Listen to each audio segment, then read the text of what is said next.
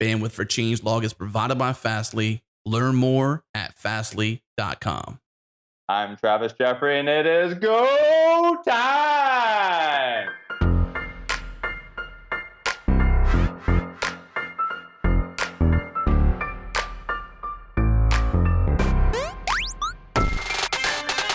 It's Go Time, a weekly podcast where we discuss interesting topics around the Go programming language, the community, and everything in between. If you currently write Go or aspire to, this is the show for you.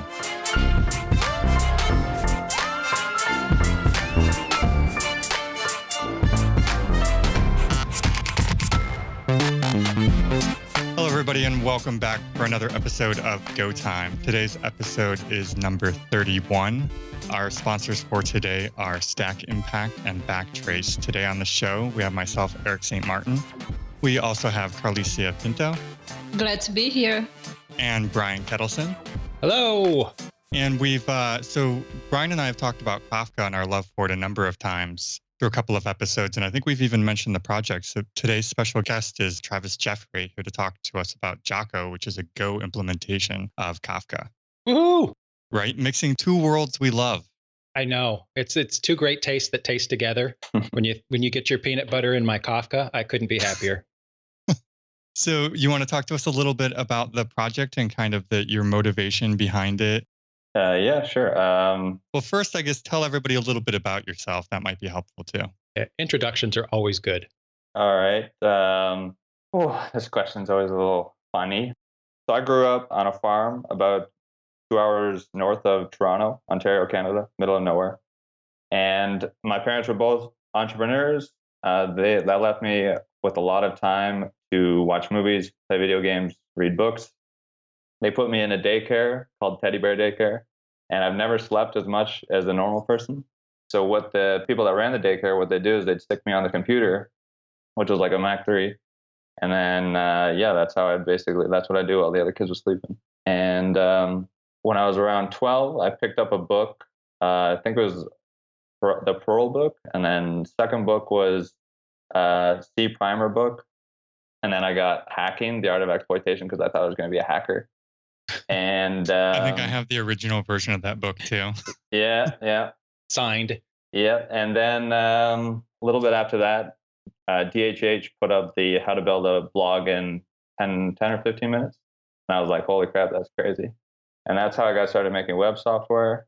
Cut to university, or just before university, I started contributing to open source stuff. So I contributed to like Emacs and Vim and Django early on, and then Rails.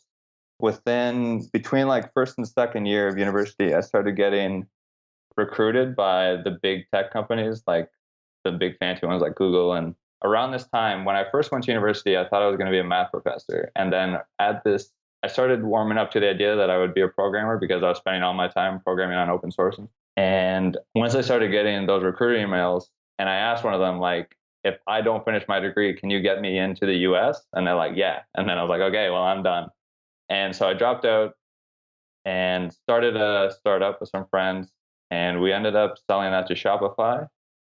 After that, I went and worked at Basecamp for 37 Signals. So that was kind of like pretty cool to end up doing that. Then I wanted to do another startup again. So I talked to one of my friends, TJ Hollowaychuk, and I was asking him where he was working. And he was telling me about this company, Segment.io, which is like an analytics data startup. And so I ended up joining there. And then that's how I was introduced to Go, because originally Segment.io was built on Node.js. And we started to scale up, and it got to the point where Node's event loop would be blocked all the time processing JSON. And so that's how we started to introduce Go. And ultimately, we ended up having like dozens of microservices built on Go. And today I'm head of architecture at another analytics company called Taplytics. And so that's what I'm doing now. And in the future, I would like to bootstrap my own company, maybe write some scripts. I want to make movies one day. I think that'd be cool, and do lots of writing. So that's what I'm about. Nice. So what was the kind of primary motivation for doing Kafka in Go? So I've been using Kafka for a couple of years now, and it's pretty awesome. I love Kafka a lot. There are some annoying things. Like, for one thing, it comes with some baggage like the JVM and Zookeeper. They aren't the nicest things. Like you have to maintain Zookeeper and all that stuff. And another thing was that I don't particularly like how Kafka does configuration. That's one thing I'd like to improve on. For instance, you can configure a topic to have a certain amount of data on a broker, how much data it will retain. And let's say you then add another topic, and that topic is assigned to that broker. It can then go over the amount of data that you wanted to save, because basically what you want to do is set a percentage, for example, like say that 10% of your disk will go to a certain topic, which Kafka doesn't support, and that's one thing I'd like to do. But basically, the whole idea behind Jocko was writing a Kafka that would be really easy to set up. So I would distribute a single binary. I wouldn't depend on Zookeeper. I would maintain protocol compatibility so that people that use Kafka now, they could just drop Jocko in and it would, work the same. And, it would be compatible with Kafka clients and everything. And that was basically the idea. So I wonder whether we should kind of roll back a little bit too and talk a bit about what Kafka is and kind of what it's useful for too. Yep. So Kafka is a replicated distributed commit log service. Basically, it keeps a sequence of things, and then those things can be consumed by workers. You can use it as a message queue or any type of thing that you would want to stream. That's basically what it's used for. So for instance, at Tabletics, we're working with analytics events. So those come in to our API, and then those go onto Kafka, and then workers read those events, process them, and then do something else with them. See, the thing that I think is most magical about Kafka is that you can use it as your system of record. And I think that's the power of Kafka for me is that the idea that this crazy thing that looks and acts a little bit like Git and a queue and a database all at the same time can be your system of record for all of your other applications. And that's the way I like using Kafka the most, pushing all changes to Kafka and then having other systems read off of Kafka for replication of those changes. Yeah, I mean, it's really great for stuff like that because, Brian and I work together on some projects and stuff where, depending on your use case, sometimes you want the same data in multiple data stores. So Kafka is kind of like a really great way of being the system of record and then having all those data stores kind of populate themselves so that you can access them in different use cases. Yeah, it's kind of like, you can think of it as like a data hub for all your data, basically. Like at Segment, a lot of times what we would do is that basically something would go into Kafka, a worker would pull that off, do some processing on it, and then put it back into another Kafka topic, and then so on until finally it went out to a database or something like that. Yep. So very, very common pattern. Yeah, the nice thing for like that streaming data workflow too is that it's great for services to kind of come online and offline if a service crashes or you take it down for upgrades and stuff like that. The data is still being pumped into Kafka. The queue just backs up a little bit until the consumer comes back online, which is awesome. Yeah, exactly. For scaling up, it's awesome because basically, things will just get queued up, and then you can just add more workers to pull them off quicker. Another awesome thing is basically managing your dependency graph. So rather than having services that communicate to each other directly, again, you can just have your workers, which don't know the relationship to each other. They just read from Kafka and then put something else back onto Kafka. So they have no idea about each other. So that's another awesome thing. You can just plug in workers, as much as you want. So yeah, it's basically kind of how you think about like using Go routines and channels. For instance, like you don't really care about the things that are consuming stuff from your channel, just that you're either pushing data to a channel that you're responsible for producing data on, or you're receiving it and doing some sort of work on it. You don't really have to be aware of all the other components in the system. Yeah, and the same topic can also be consumed by various consumer groups. So let's say one group reads from it and they make that data immediately available. So maybe it'll put it into a cache or something. And then another consumer can take that data and it will do something to it to make it available for long-term storage. So it's pretty awesome that. So where are you at in the development of it? How's it performing comparison? Is it feature complete? Is it just you working on this? So pretty much just me at this point. I've gotten a few commits from someone else. I'm nearly feature complete. The thing I've been working on right now is replication, which I think I've got working. I basically have to do a little bit more testing from there. And then the next thing is consumer group support. But I'm very close to being feature complete. Yeah. And I haven't started on the performance testing yet. So we'll see how that goes. It should be pretty similar because basically the limitation is going to be your disk because it uses the same, same sort of algorithms and same design. The one thing that Go is missing from Java is called I think it's called zero copy networking. And that's basically where the sockets will be like connected together. So the socket from the network will be connected to the disk socket and it'll bypass the kernel. So that's one thing that Java has on Go. And some people have started implementing some libraries to add that, but there isn't something that's ready yet, I don't think. So. Oh, interesting. Yeah. Yeah, and all of those I think come from just running up against it. Most code people who write don't need stuff like that. So as it's come up against. Didn't the protocol change recently not to require Zookeeper? Won't that make your life a little bit easier? Yeah, exactly. That's why I can even do this basically, is that I won't need it. All the consumer state will be built into Kafka. It'll be in the data that Kafka uses consensus to spread around the brokers. So the state will be stored on the brokers themselves. That's awesome. I was reading your blog post on how you implemented the storage layer and found it fascinating. That's really cool. Can you tell us a little bit more about the internals of storage and how you mapped it from Java to Go? So basically the way I went about it is I cloned the Kafka repo and then I got the big picture view of the pieces. So I'd look at the directories and I'd look at the files and then I dug into those, like I dug into, they have like a log directory. And then I'd look at, those files in there and I figured out how they worked and I really liked their implementations.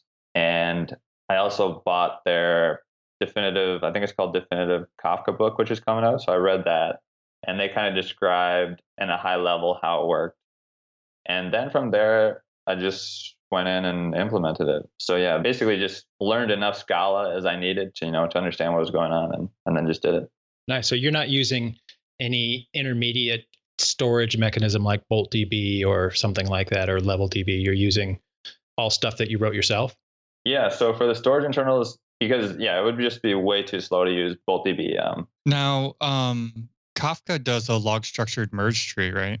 And SS tables like Cassandra does, or is the underlying storage layer different? I didn't read the same post Brian did. So Kafka does a lot of work on the clients, and this is how they get a lot of their performance. So basically, the Kafka clients will encode the data according to Kafka's protocol, and then that same format basically goes directly to disk on the Kafka server.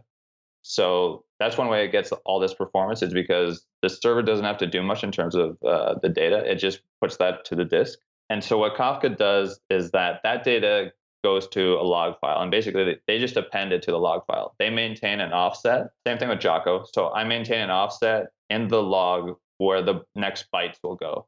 And then the offsets for those logs are mapped by an index file. And the index file basically maps log offsets to the byte position in the log file. And then, so when Kafka goes to look up a log entry, it'll take the offset and then just do a binary search in the index, which is a memory map file. And then from there, it knows the position in the log file. So that's how it does it. Kind of impressive how it's architected to be that fast. Yeah, it's really cool. That's one reason why. Another reason why I wanted to do this project is that I wanted to know, because I knew that was a big part of what made Kafka special, and I wanted to understand it to the point where I could create it. And so that was another reason why I made Jocko. Yeah, that blog post is really good. We'll put the link to it in the show notes for the storage engine. I really enjoyed reading it. So in the development of this, have you run up against anything aside from the kernel level stuff you were talking about, or has it mostly been straightforward to implement this in Go? Yeah, it hasn't been too bad. One of my favorite things about Go is that bytes are everywhere, so you have the IO writer and IO reader. So it's been pretty awesome actually, because again, with Kafka and it's how it networks by basically sending you the data in byte form and you're just putting that to disk. So it matches up really well. So there hasn't been too much trouble. And again, another nice thing is that the clients have to do so much work. So that also helps with in terms of the work that you have to do when you're implementing a Kafka. So most of the work has been around doing consensus and service discovery. Right. Now, I noticed you used HashiCorp's Raft and Surf for your discovery and consensus. Did you do any benchmarks on the different Raft protocols before you chose that one? Is there a particular reason you chose it, or is it just like pull one out of a hat? I looked at that one, and I looked at the etc. Etcd. Is that how you pronounce Etcd? etcd. Etcd.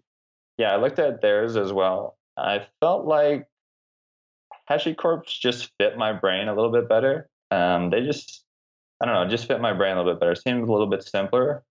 The other thing is that I just like how it's in its own repo too. Mm-hmm. Like, because when I want to look up issues for the project, I just want to see the issues for Raft. And when you etcd, they have their Raft library inside, this huge, that's just one small part of their huge project and a huge repo on GitHub. So it's difficult to find issues for Raft that are Raft specific. So that's another thing that was annoying for me.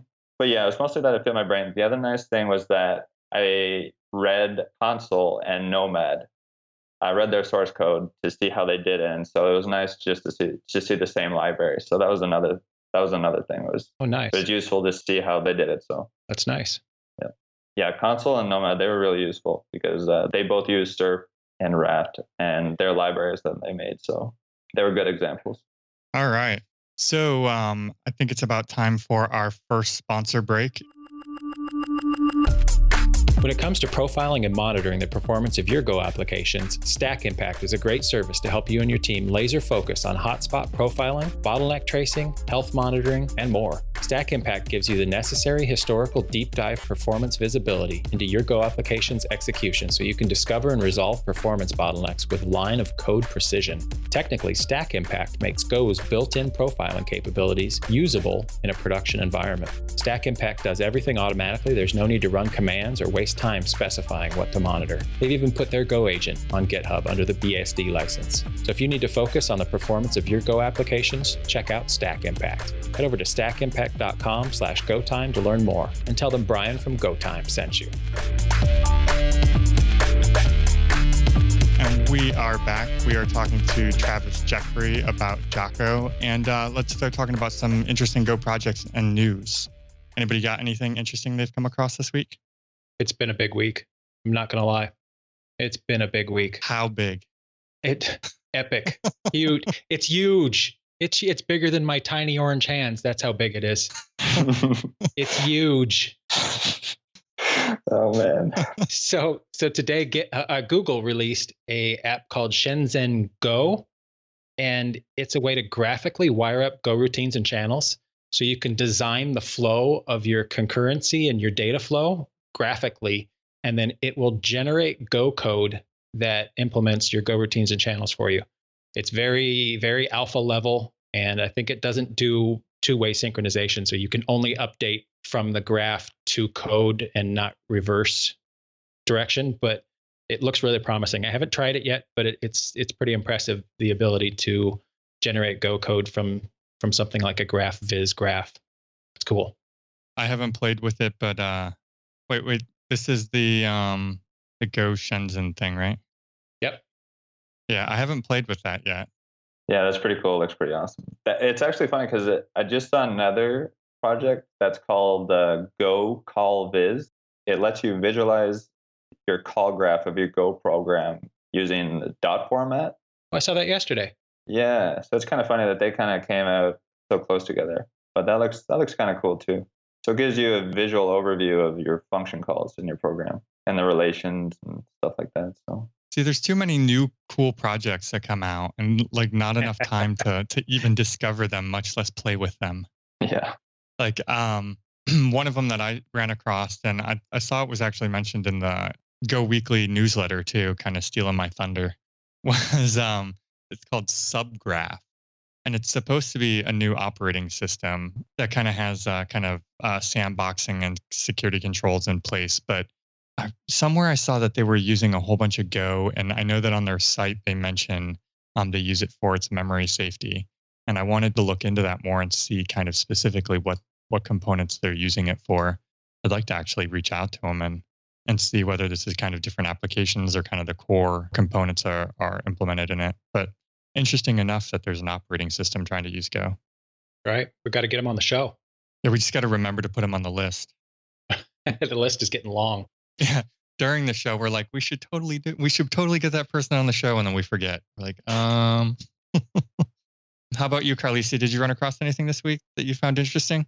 Yes, I was talking to my coworker Jocko and asking him if he had used any queuing system, because from the Rails world, there are two very well established libraries. Well, I should say gem. And I haven't used anything like that in Go yet, but I might have to. And he mentioned this library from that Uber apparently came out with last month, or at least they open sourced it last month, I think. It's called, I don't know how to pronounce it, Charami? Yeah, Charami. Charami. It would be actually interesting to know what the similarities are between this library and Jocko. What one does that the other doesn't, but maybe we run out of time. I don't know. So I saw Charami, and I haven't brought it up on the show yet because their documentation is empty at this point. So although they had a big blog post announcing it on December 6th, they haven't really published any docs yet. And it just seems unfair to tease people with something that exciting without having any useful documentation for it. So it does look interesting, but in my mind, after reading the blog post and looking at the code, it looks a lot closer to NSQ than anything Kafka related. And I'm kind of surprised that they wrote it because it does look very similar to NSQ. I'm wondering if we shouldn't get somebody from Uber on the phone and find out why they chose to write another one. What about NSQ didn't work for them? It's interesting, though, because from a high level, like on the page that Carlisia linked, it does look a lot like Kafka, right? You have producers producing to a topic. They call it a queue here, but then there's consumer groups to consume from it. So from a really high level, it does have a very Kafka-ish workflow. Yeah, and they do have durability with RocksDB underneath. So maybe that's the biggest differentiator. Yeah, I know, so fast. That might be the biggest differentiator with NSQ because NSQ doesn't have any durability, if I remember right. Another thing about NSQ, we used NSQ at Segment.io, and one of the things that bit us is ordering. NSQ doesn't have any ordering guarantees, whereas Kafka does. So that kind of bit us at Segment.io when we're doing events traffic, where, for instance, let's say you have events and they have a session, and you need the session to be created before subsequent events are related to that, associated with that session. So that's where Kafka solves that because it actually has ordering. So yeah, that makes good sense. Now I'm wondering whether it's good or bad. Kyle in the Go Time FM channel just said if we're going to talk about NSQ, he's got a lot to say. Yeah, we could have a whole show on NSQ. I love me some NSQ. So I'll have to check out Charami. That looks like it might be interesting, but we need to find out when they're going to get some docs up. I found another interesting project called Ponzu, and this is something that I've been threatening to write myself forever, but never really got around to needing it badly enough to do it. It's a CMS, think WordPress, but with only an API. So it's built for fat clients that need to access content, and they just do it over an API layer instead of something like WordPress. So I've had several occasions where I've needed something similar to that, and I'm excited that somebody wrote it. It looks interesting. That's at ponzu-cms/ponzu on GitHub. That looks exciting. I love the logo. One of the coolest things is not just the software people create, but the logos. Since this is radio, this is a gopher with a sushi plate in his hand and a Japanese headband. Pretty impressive. Nice. Yeah, so I've got another one too that I thought was really cool, and I meant to play with this over the weekend and never got around to it. And here's another one of those. I don't know how it's pronounced. Ebiten, EBITEN. It's basically like a 2D game library, kind of building like old school games. Like 8-bit kind of thing? Yeah. Here, I'll drop it in the channel. That sounds kind of fun. You know, with all my free time. Right. One day. It's one of those things like kind of like Travis was saying with the getting started, right? Like most of us, if you started as a teenager, there were two things you wanted to do. You wanted to be a hacker and you wanted to make video games. Like that was like most of us. And so there's still a part of me who's like, I want to build a video game. And I definitely still want to be a hacker, you know. One day. Yeah. One of my, I don't know if I've ever actually said this in public, but Boris from GoldenEye was very influential, you know, when I was young. Nice. I'm invincible, you know? Yep, that's awesome. All right. So, bigger topic. Did anybody see Russ Cox Go resolutions for 2017? Yeah, and you know what that smells like to me? I read the whole thing, and I walked away with one phrase at the end of that: Go 2.0. I don't know whether it's 2.0. Do you think? Oh, yeah, I think so. There's some stuff in there. If you read it, you read through it well enough, there are some things in there that are breaking changes. And I think there's a go-to in our future somewhere. Call me crazy. I think that package management probably wouldn't need that. And there's some of those things, you know, that could be thrown in, like the automatic vetting and even the error stuff. You know, it wouldn't have to be a core stuff that could probably be augmented with standard library stuff. Yeah. I liked some of the stuff where they were talking about kind of best practices and example code bases, because that's usually where people have a lot of trouble starting out. So they're like, great, I understand the syntax, but where do I put my files? How do I organize this? How do I structure it? You know, what's a typical web app look like? But did you read between the lines on the errors and best practices part, where it almost sounded exactly to me like they were getting more serious about adopting Dave Cheney's package errors. And that would make me just ecstatic, because that is so awesome. Oh, man, that'd be awesome. We need to start what's that thing on whitehouse.gov where you can create a petition? We need to do that. Carlisi, did you get a chance to look through any of that this week? Or I guess it was only a couple of days ago, yesterday. Yeah, no, I saw the post on Twitter, but I didn't read through it. I'll read through it later today. I love that he drops the generics bomb as the last one. Yeah, it's funny that that's the last thing. Generics, I'm out. That'd probably be, if anything warrants a Go 2.0, that's going to be it probably, right? Yeah. So. Mic drop. I think it's, I just like, I think I like the fact that, you know, long form, he sat down and kind of put out all his ideas, and, you know, maybe some of them are lofty and are harder to slide into the Go one promise, but, you know, at least to have, you know, somebody who's steering the direction of the language to sit down and write that, like, yes, these things aren't being ignored. They're kind of like at the top of our head and they're things we want to fix. And some of them, you know, like package management has been coming a long way. And it'd be interesting to get somebody from the team there to talk about kind of where they're at with that. Yeah, package management, it just causes me bitterness. Every time I think I have one of the tools understood, I get bitten and it just makes me cranky. You know, I'm in the same boat. It's like, all right, I've kind of accepted where this is, and then I'm like, why are they not syncing? Why are my packages not up to date? Why can't I just go like update these packages? Like I thought this worked. Mm-hmm. Yep, making me a little bit crazy. Not gonna lie. Like I'm linked. You know, I'm compiling against Kubernetes. Why can't there be a single command to get me the newest Kubernetes libraries so I can rebuild? You know, and I haven't tried Glide though. I will say that. I don't know what people's experiences are with Glide, but that is one that I have not tried yet. See, Glide's the one I'm using right now, and that's the one that makes me want to throw things. And maybe it's because I've been using all the others and I've never used Glide until now. But yeah, none of them make me happy. Quick show of hands. How many? I want to. This is radio still, remember? Right.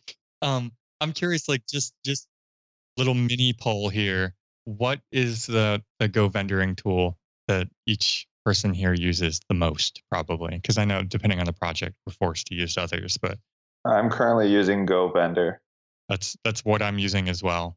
And that's mostly just because that's what the team had chosen. So before I was ever there. Yeah, that's my favorite too. How about you, Carlisia? What are you guys using for vendoring? I think it's Go Vendor that we are using Fastly. I mean, at least for my project. Look at that. 4 out of 4. Yeah. That's not bad. I was expecting much different results. We got consensus right away.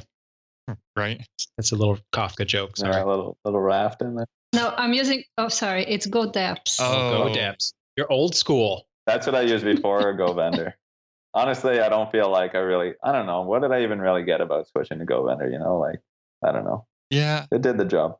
I mean, I used GoDeps early on, so I don't know if features are there now. But one of the things I like about GoVendor is some of the little tags that you can use. Like, tell me which things are missing. Tell me which things are like in my normal Go path, but not in my vendor directory, by just doing a Go list plus external or things like that.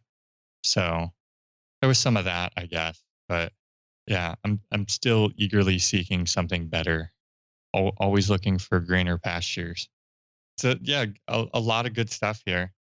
Somebody in the channel also mentioned one of Brian's favorite people in the world, the Go versus Rust debate with ESR.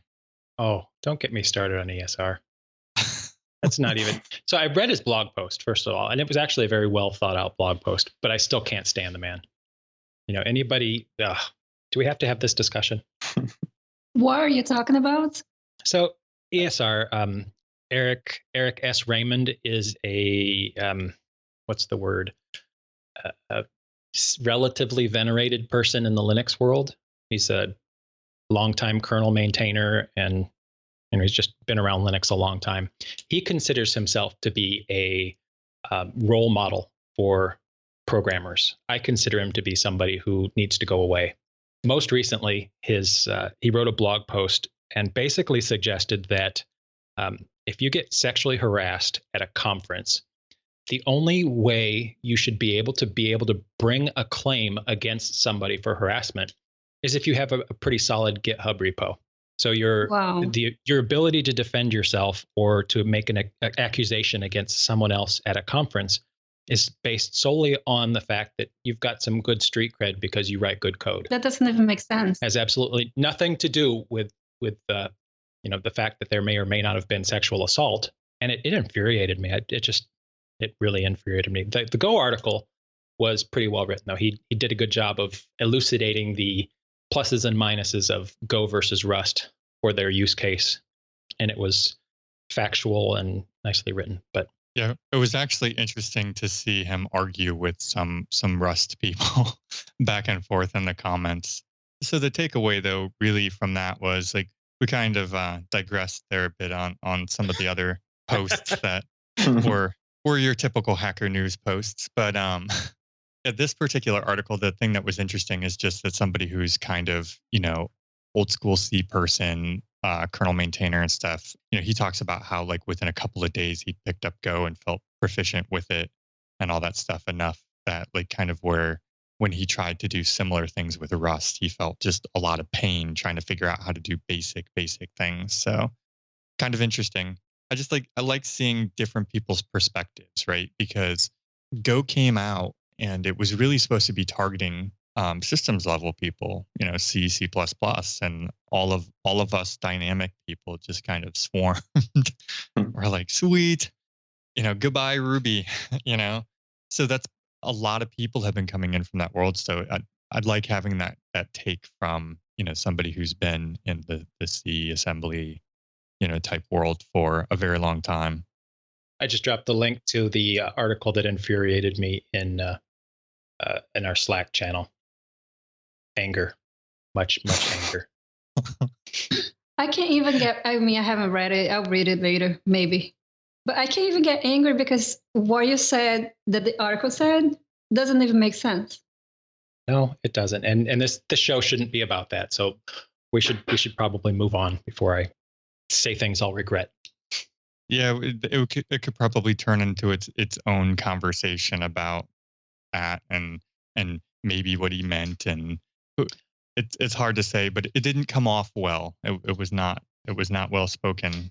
I think we should have that show, though. By the way, I really do. I think it's time for us at Go Time to take on the topic of sexual harassment in the industry and talk about the things that are acceptable and not, and how that's changing in our industry.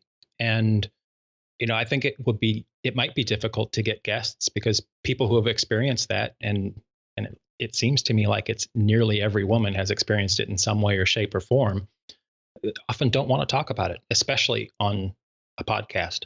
But it would be nice to have that show. since we're the organizers of GopherCon. And we have an explicit and COC for that too.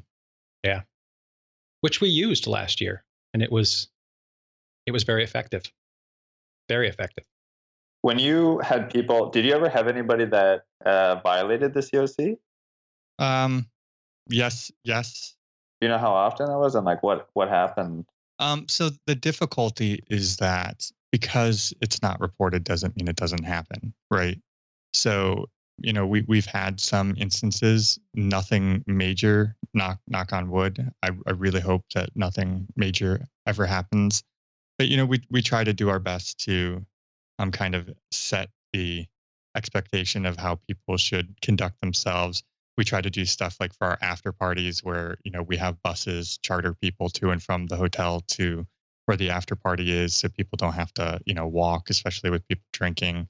And it gets difficult too because the conference scene too, especially with drinking, kind of ups the occurrence of things like that too. So we've been fortunate that there hasn't been anything major, like extreme that's happened, but still just the whole play on it, right? Like it's not even just about that. It's people's perception, like it drives me nuts to hear like a woman at a conference is asked like what sponsor booth she's working. Like that drives me crazy, like, Yeah. Why can't they be an engineer? I'm confused here, like your first assumption is somebody's there as an attendee, but yeah, I'm booking that show, by the way.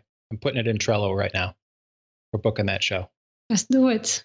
So hit me up on Twitter or an email, bkettleson on Twitter or bkettleson@gopheracademy.com. Let me know if you want to be on that show. Awesome. So with that, I think that it is time for our second sponsor break. Our second sponsor for today is Backtrace. Software teams use Backtrace to take the headache and guesswork out of debugging across their environments. Backtrace jumps into action when your Go application fails by capturing detailed application state information, including the complete set of Go routines, channels and their wait durations, and my favorite, scheduler information. Backtrace analyzes this state and archives it in a centralized object store, allowing you to explore interesting patterns across your errors and plug rich error data into your resolution workflows. Backtrace is used by companies like Fastly, which is Changelog's bandwidth partner, Limelight Networks, Message Systems, AppNexus, and more. Head to backtrace.io/GoTime to learn more and start your free trial. All right, and we are back. We're talking with Travis Jeffery. So we just went over some Go projects and news. Anybody have any other interesting articles or projects that they ran across this week? Or do you guys want to talk about Free Software Friday stuff? Oh, goodness. Let me look at my GitHub stars real quick. There's something that I missed, and it was big, and I forgot it. Darn it. I feel like there was something I dropped in our channel earlier this week, and I completely am losing track of what it is. I don't know if you guys have mentioned this, but it's called GOPS, another project by Google. And it's a command to list and diagnose Go processes currently running on your system. Yeah, JBD was working on that, right? Yes. Yeah, it's pretty cool. I think we determined like you have to compile it into your project in order to kind of inspect what's going on in there. But it's a really cool tool. Mm-hmm. One thing we should mention, it is we are recording this and live on January 19th. Our CFP for GopherCon ends on the 31st of January. If you want to put a talk proposal in for GopherCon, you are running out of time. And trust me, you want to put a talk in for GopherCon. You out there, humble GoTime FM listener, have something to share with the Go community, and we want to hear it. Absolutely. And to that point too, if you submit, everybody always waits to the end.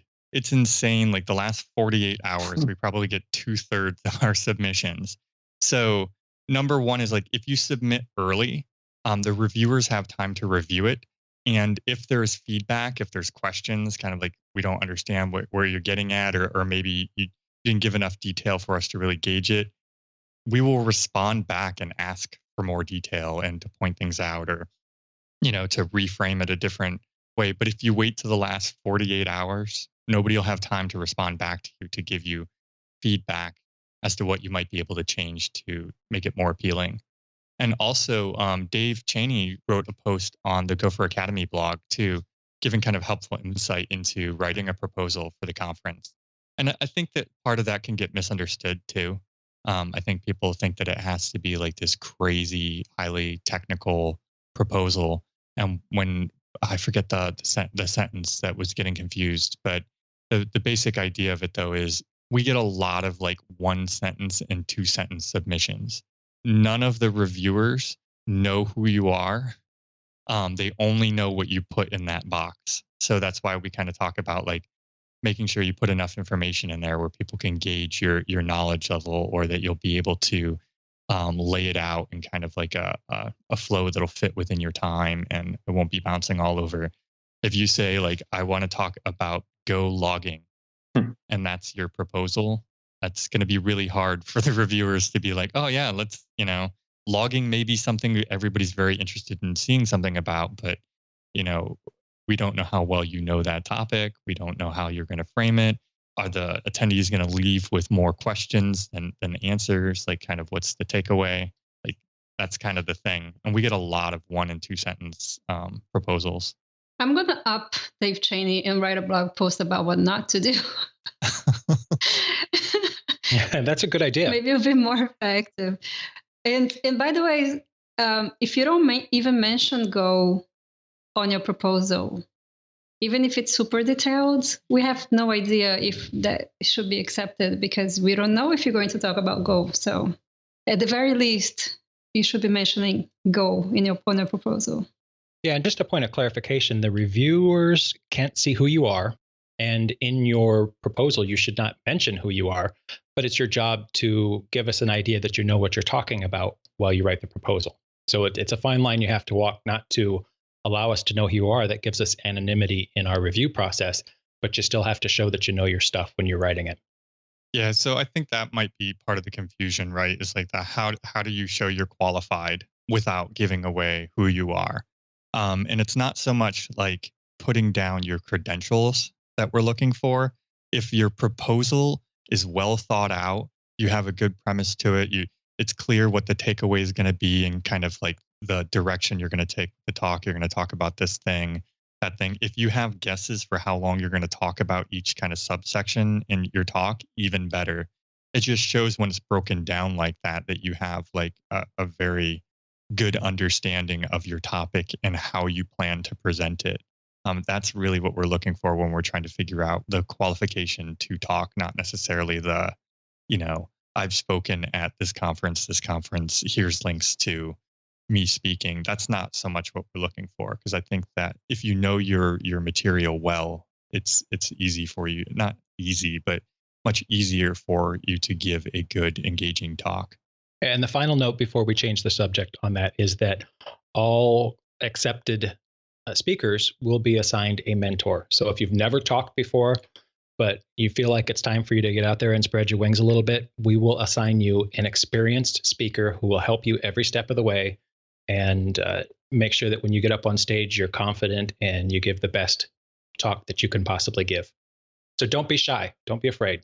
Me, Brian, and Dave have been known to have many a late night at the conference, sitting in hotel rooms while people do dry runs.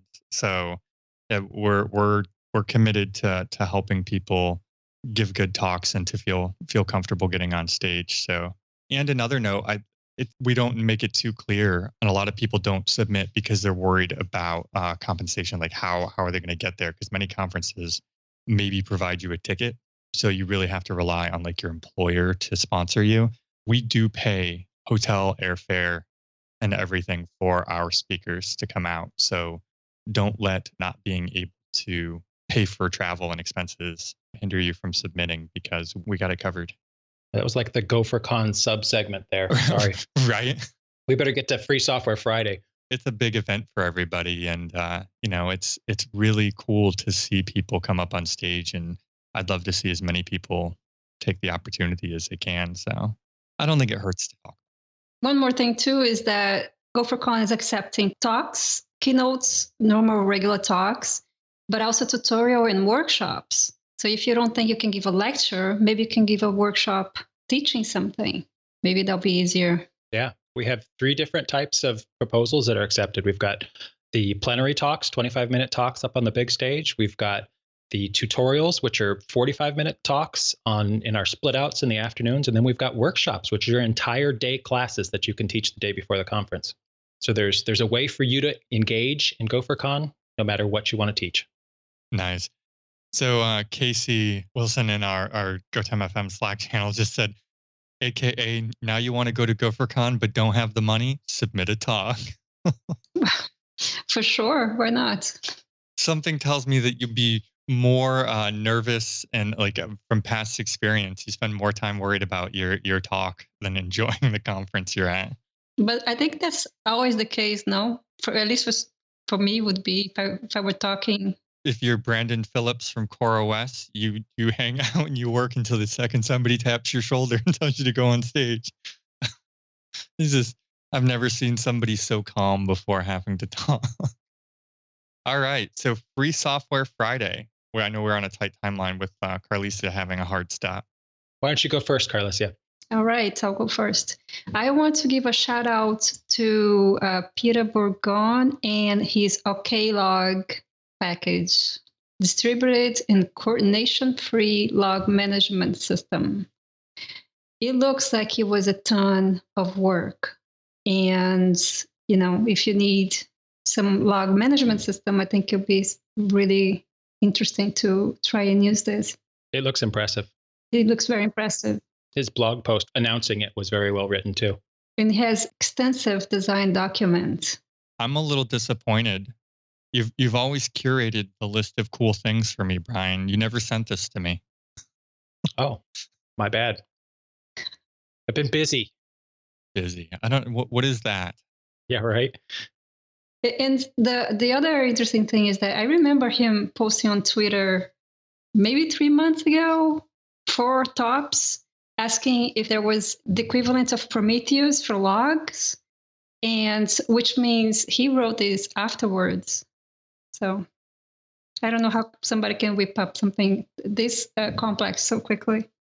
They had a little help, and they started with the concepts from GoKit as their base. So it's certainly, I don't think it happened all alone and all Peter in just a month or so. It was, I think Chris Hines was deeply involved too, and several others.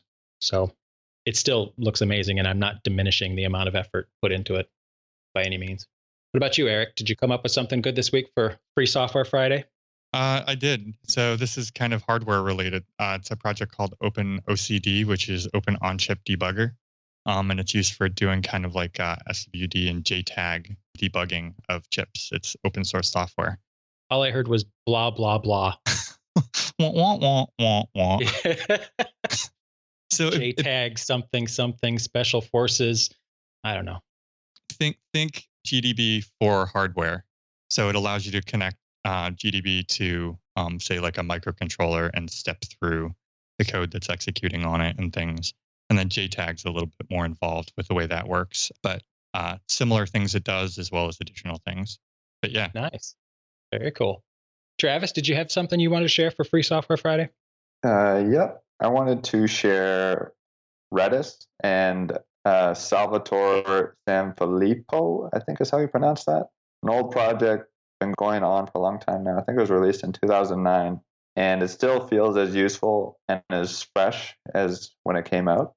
And I've been using it for a long time, and there's so many use cases for it, because sometimes people think of it as a key value store, but it's really a data structure service. So if you need any type of distributed, you have multiple services that want to use the same set or something like that, it can do a lot. I've even made like a time series database in that thing. So it's pretty cool. And he also recently put out one of my favorite blog posts about a release. And I'll just read a little bit here where he says, the first release candidate of Redis 4.0 is out. It's not yet stable, but it's soon to become, and comes with a long list of things that will make Redis more useful for Wii users. Finally, Redis 4.0 release candidate 1 is here, and is bold enough to call itself 4.0 instead of 3.4. For me, semantic versioning is not a thing. What I like instead is try to communicate, using version numbers and jumps, what's up with the new version. And in this specific case, 4.0 means this is the poop. The shiz. Yeah, exactly. So I just love that, and That's awesome. Redis is awesome. Yeah, I can't imagine the world without Redis. It's been around for a long time, and it's still fast as heck. Awesome stuff. And he recently added module support. So I think he actually Salvatore. I think he actually created a module that implements like a neural network in Redis. So Oh wow. pretty awesome. So I think that'll be another thing a lot of cool stuff will be made for modules in Redis. That whole project is a great example of accessible C code. I am not a C developer by a long shot, but it's well-written C code, well-tested C code, and it's a good place to go if you want to learn some C. Yeah, I have not messed with Redis in a couple of years. It's interesting because we were using it for a long time and then just kind of don't anymore. Yeah, it's true. We found Kafka. I found a bigger hammer for that screw. All right, so my free software Friday for the week is one that I've already mentioned before, but I used it extensively this week, and it just brought me joy again. And that's Goa plus Gorma, designing your API first using a DSL, and then generating an API with the data storage layer. It brought me joy today. Thank you, Goa. How's that mixing with Buffalo now? Are you combining the two, or are you using some for one? And I haven't combined them yet, although as I was doing this Goa project this week, I thought about ways that they could actually combine nicely together. So maybe there might be something like that in the future. There's Goa is very specifically API level, and Buffalo is very much on the website, although it does nice APIs. There's no concept of the design first ideas in Buffalo. So I think that those worlds can meet. It just will take some time to think it through. Todd's calling me out. It really is me responding on Twitter and talking at the same time. I'm good like that. I'm going to say goodbye. And Travis, thank you so much. Thank you. Good talking with you. All right. So All right, Carly. talk soon. Bye. Thanks, Carlesia. Bye. I missed it by 2 minutes. I was like, here we go. We didn't do too bad, though, with timing, though. Yeah, I was actually looking at my timer. I must have started it 2 minutes after the hour. But yeah, that was kind of funny. He's accusing me of having my brother run the Twitter account. It's probably true. Very few people would know the difference. No. Even at the conference, very few people know the difference. Actually, I'm curious. How many of you use like a framework, a Go framework for the web rather than just using the standard library? It depends. It depends on what I'm doing. Brian's been doing a lot more framework and code generation stuff than me, because recently I've been writing a lot of outbound service type stuff. So I haven't really had the need for a framework. Like the two components I've mostly been working on recently are just interacting with the Kubernetes clusters and things like that. They don't really take any inbound traffic. And then the other one, basically, man in the middle's the Docker socket. Yeah. So from my perspective, I've done everything from pure net HTTP all the way up to Revel when I first started Go, and everything in between. And for me, I was always looking for that Rails experience without the Rails magic, and Go Buffalo's absolutely brought that to me. So I'm super excited about Buffalo. It's a really thin veneer on top of a handful of small libraries like Gorilla Mux and Gorilla Sessions. So it's not a lot of code, but it's got the generators. It's got the concept of rake, although it's called grift in Buffalo. And it's just made it so much easier to write web apps and so much faster. The new Gopher Academy website is written in Buffalo. The new Gopher Con website is written in Buffalo, and I've done a couple others too. And it's so fast, and it's getting better every day. Yeah, sounds good. I'll have to check it out. I've always just been like a standard lib guy with maybe the Gorilla libs are really awesome. Basically, I would just tack those on as I needed, or like whatever else. I like standard lib, but there reaches a point too where there's so many endpoints. Like if you're building out like a full like admin interface or something where there's just a lot of endpoints, that feels like it could get repetitive, and there'd be some shared logic for, authentication and authorization. And, like some of that starts to feel like it'd be nice if there was some sort of better way to tie everything together. But I haven't struggled with any of that in the last year or so, just because I haven't been writing a lot of API code. I was going to say that's because I'm writing all the APIs and web stuff. Kubernetes boy. I don't know.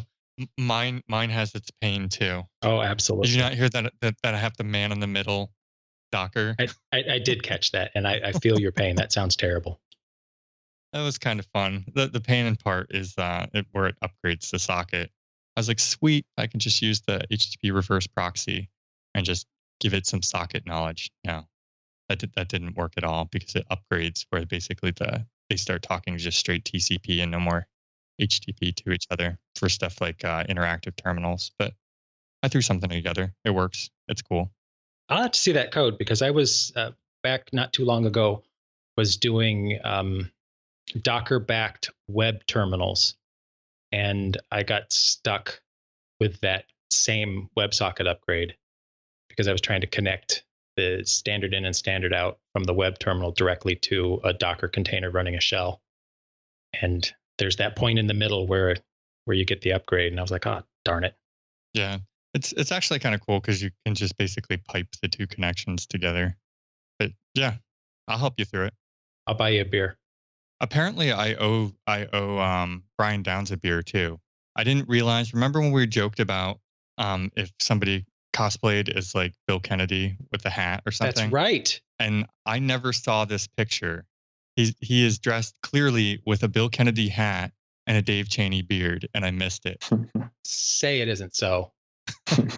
So I owe somebody some beer. Hopefully they will be at the next GopherCon. That is awesome. Maybe we'll invite them to the dinner. That's a good idea. Wait, so we have a tradition too. It's a little late now, but most people don't know this. Every year, Brian and I take whoever the first ticket purchaser is for GopherCon out to like a really nice dinner. So next year, you want that to be you. Yeah, that's been really fun. We have people that camp on the ticket buying page just to get the honor. Yeah, it's fun. So all right. Anybody have anything else before we close out the show and move after show? Even though we're kind of in the after show. Yeah, Carlesia left. Everything got informal. Do you guys want to talk about this Golang dev discussion about the standard login interface? You mean the one I started? Yeah, I guess you started it. Well, someone else started it, but they started it because they saw your tweet. Yeah, Peter started it because of my tweet. So I suggested on Twitter a couple days ago that it would be nice if we had a single format for a single interface for logging. Yes. One of the biggest mistakes I see in Go, and there aren't that many, to be honest. Go is a very well-written language, but I think it's a mistake that the logger or the logging package is a concrete implementation and not an interface. Yeah, so it would be so awesome, because everyone has their own logging implementation, and it just becomes a mess. Yeah, it's insanity. I love it. So regardless of whether you think that libraries should be logging, and that's its own discussion, many Go libraries do log, and anything that touches like Kubernetes, any of those clients, they use glog, Google's logger, and it's insanity when you've got all of these different libraries mixed together. And if I'm consuming a library, I want to just be able to pass in some logger that I instantiated and have it just work. That'd be really nice. Well, I mean, you can set your where your log writer is. Using a global too. Only if they're not using something crazy. So if right, yeah, there are log packages that don't allow you to override the log output, and that's been really frustrating. I forked one of them once. I don't even remember which it was, just to add the ability to get to the logger, so you could change its output to the standard logger. It's ridiculous.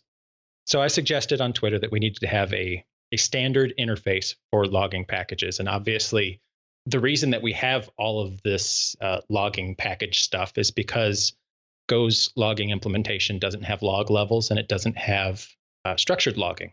I think pretty much everybody will agree at least with those two things. That's every other logging package out there has some combination of those. So an interface that covers log levels and structured logging in the standard library, which is my biggest argument. If it's not in the standard library, you're wasting your time. It would allow us to, plug in whatever logging library we liked, whether it's Logris or Log15 or GoKits or whatever, and they would all just work. Yeah. That's what I want. I want things to just work. Yep, it'd be awesome. Java's had it for years. Log4j. I mean, Java. Java. So we started this discussion, and lots of people are jumping in on it, but we'll have to see where it goes. There's lots of people inside Google that are interested in this too, so I'm hoping we'll get some traction and have some convergence on a minimal interface that will make most people happy, and that we can promote as a standard for everybody to meet. And that way Logris and Log15 can implement that interface, and we can just start sending pull requests to our favorite libraries out there to meet that logging interface. This would bring me joy. Yep. So I think it's another one of those dependency type things too, where, like there's a disadvantage when some things are steered from kind of like a benevolent dictator, because like there's a lot of good that comes from it, but the bad part is the tunnel vision, right?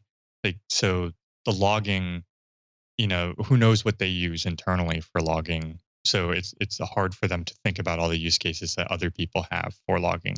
At Google scale, logs probably don't mean much, right? It's probably all metrics at that point and anomaly detection and things like that. Logs are probably things that are turned on during debug phases, and that's about it, because I don't think I would want to know how much log data Google sites generate. Enough to knock us all off the interweb. Yeah. The nice thing about this conversation is that the folks at Google are even discussing potential compiler changes that would make certain operations in the logging world less costly in terms of allocations and such. So nice. There's definitely some good engagement on this to make logging fast and pain-free. I'm excited to see it go somewhere.